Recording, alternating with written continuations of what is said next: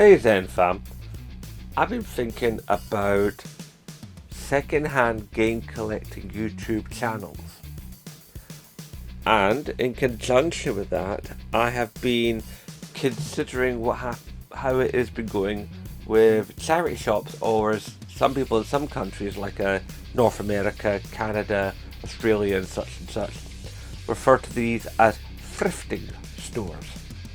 They're going to go thrifting, whilst here in Scotland and other parts of the so-called United Kingdom will go to the charity shops. And charity shop prices on everything have been increasing, like everything else, you know. And because the prices of everything else are increasing, then obviously, as I said, the charity shop prices have increased, which makes the whole idea of channels not like mine, because this is a gaming culture channel, but I do watch a lot of channels who do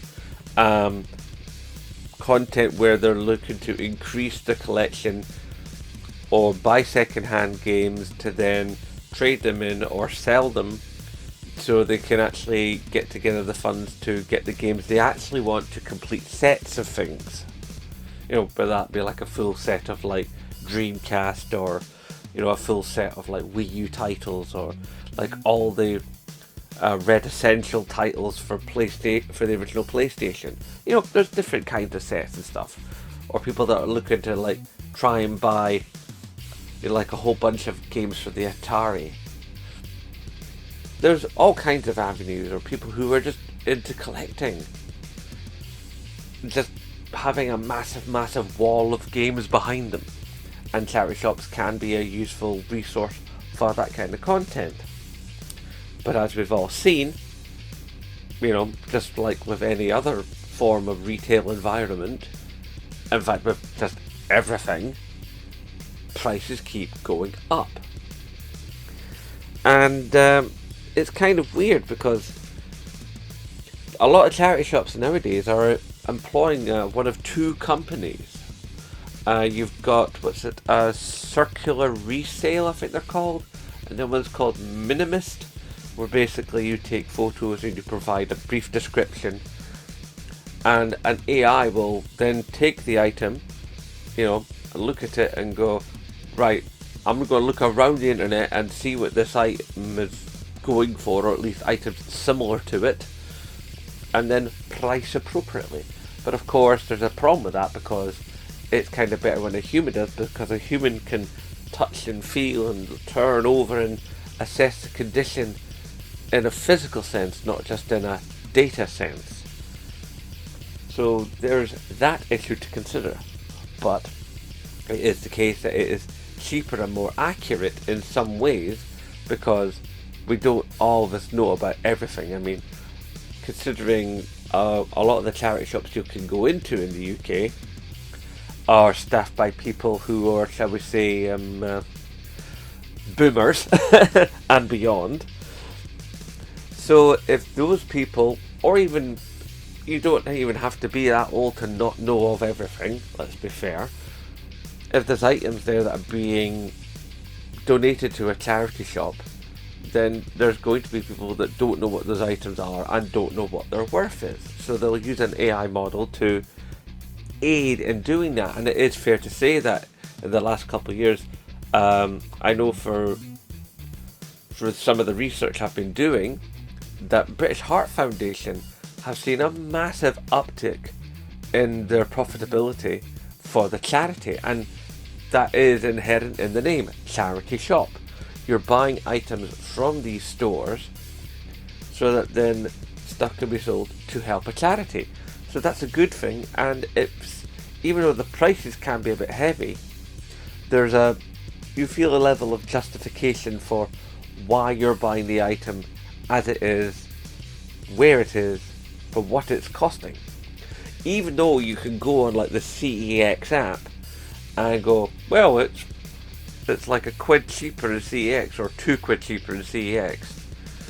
But then that means that one, you're going to have to trek across town to like your near CEX and hopefully see it there and pick it up. Sight unseen, and it might be in worse quality when you get to CEX. It could be a better quality, you don't know. That's the problem. It's sight unseen. And let's face it, we've all had a dodgy CEX experience, have we not?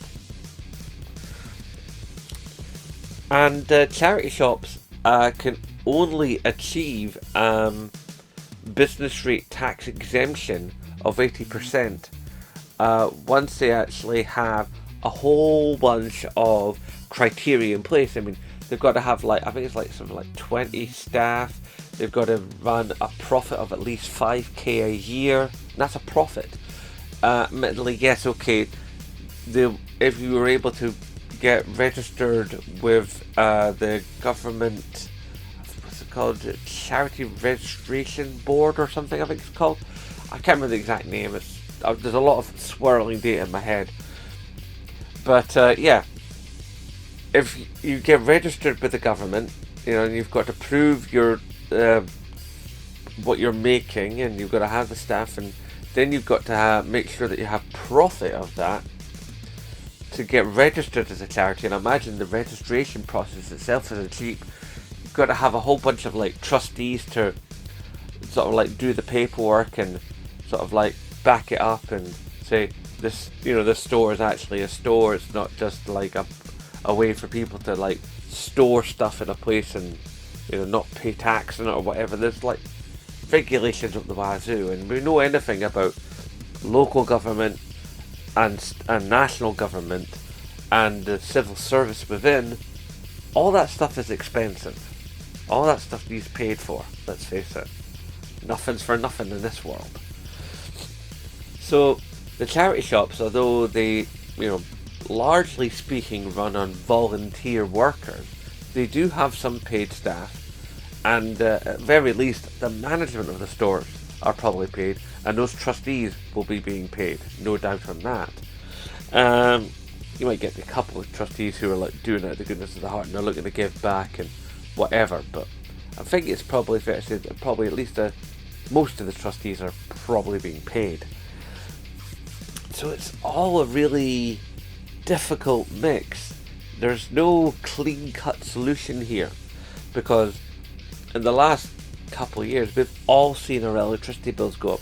Now imagine what that's like for a store with all that lighting and the heating, and then as a charity shop, I imagine you have all the same things that a normal everyday store has. Well, I say normal, you know what I mean.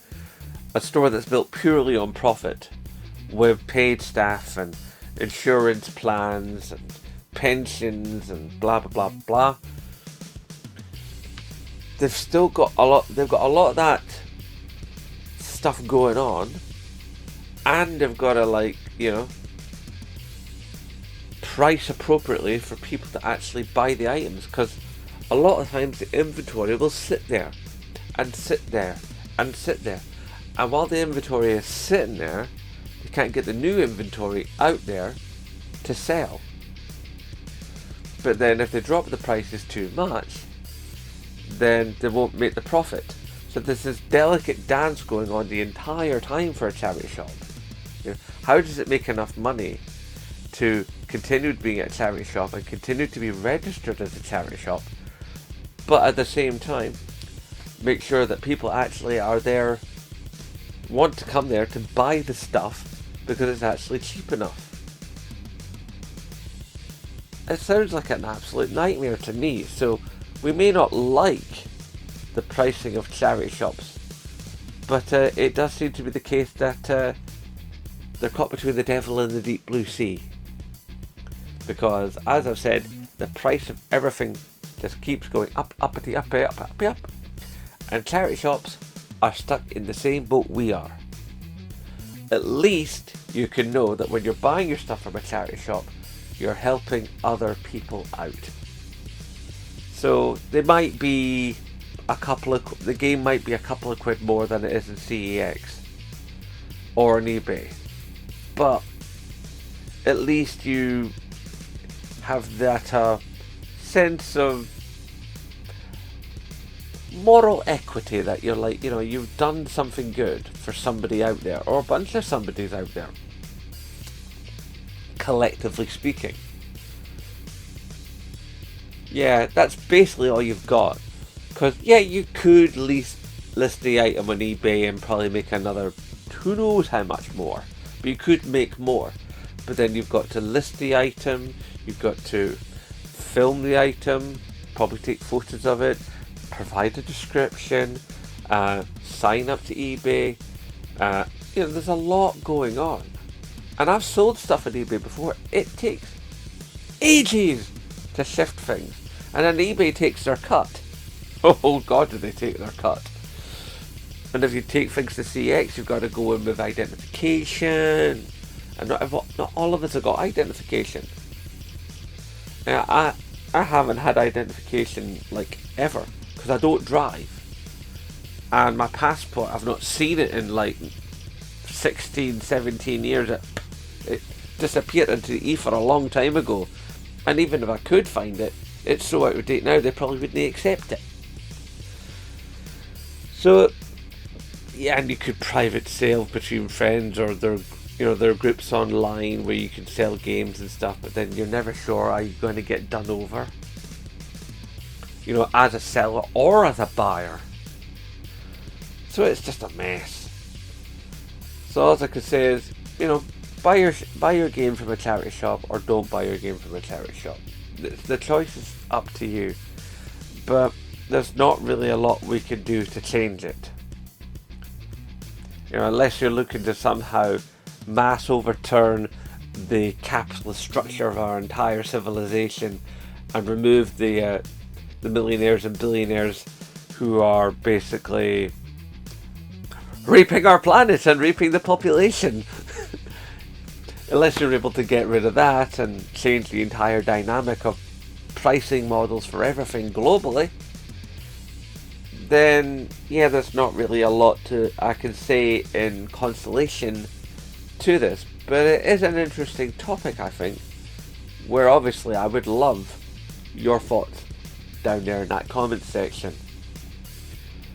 But all I would ask is, don't be mean to the charity shop staff, because they're volunteers who are giving their time, and some of them are probably also volunteers who are there so they can fill out their CV, so that they can actually hopefully get a job somewhere else, because they probably lost their job somewhere else and they're looking for relevant experience in a retail environment, because retail is about the only thing going to be left soon, because at least AI can't stand in a shop yet and sell you stuff. Sorry for the depressing video, guys, but I just thought this was an interesting topic to speak on. Hashtag Sports Squash YouTubers. And of course, as always, I nae bother.